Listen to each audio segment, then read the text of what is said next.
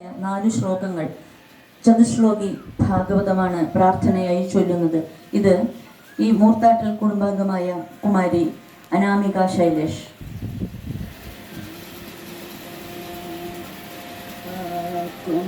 ഞാൻ മാത്രമില്ലഞ്ഞം സത്തസത്തു പരങ്ങളായി പിമ്പുണ്ടായി കാൺമതും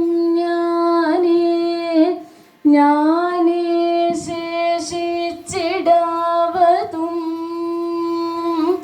ജലത്തിങ്കൽ ഖഗോളം പോൽ ബിംബിപ്പൂ വസ്തുവിങ്കൽ ഞാൻ കണ്ടാൽ തോന്നില്ലതെൻ മായ രാഹു പോലെ മറയ്ക്കയാൽ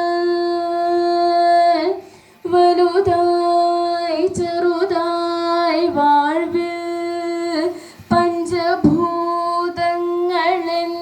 പോൽ ഉൾപ്പെടാതെയും ഉൾപ്പെട്ടും ഉണ്ടു ഞാനെങ്ങുമില്ല ഞാൻ അറിയേണ്ടതിതേയുള്ളൂ പൊരുളാരാഞ്ഞിടുന്നവർ കൂടിച്ചേർന്നും വേർപിരിഞ്ഞും എങ്ങുമെപ്പോഴുമുണ്ടു ഞാൻ എങ്ങുമെപ്പോഴുമുണ്ടു ഞാൻ. Very good.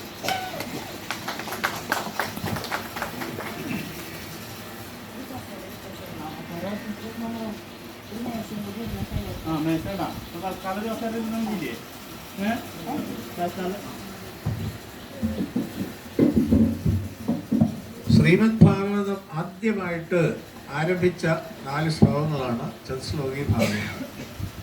സാക്ഷാൽ ഭഗവാൻ തന്നെ ബ്രഹ്മദേവൻ, സാധാരണ നമ്മൾ ബ്രഹ്മാവെന്നാണ് പറയുക, പക്ഷെ നമ്മൾ ശാസ്ത്രമൊക്കെ പഠിക്കുമ്പോൾ ആ ബഹുമാനത്തോടുകൂടി ബ്രഹ്മദേവൻ എന്ന് പറയും.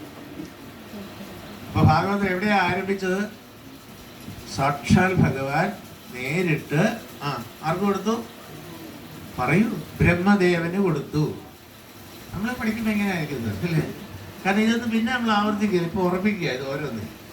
ഭാഗവതം എവിടെ ആരംഭിച്ചു? സാക്ഷാൽ ഭഗവാൻ ബ്രഹ്മദേവന് കൊടുത്തു. അതാണ് 4 ശ്ലോകങ്ങൾ.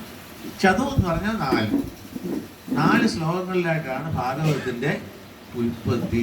ബാക്കി പരമ്പര പിന്നീട് പഠിക്കാം.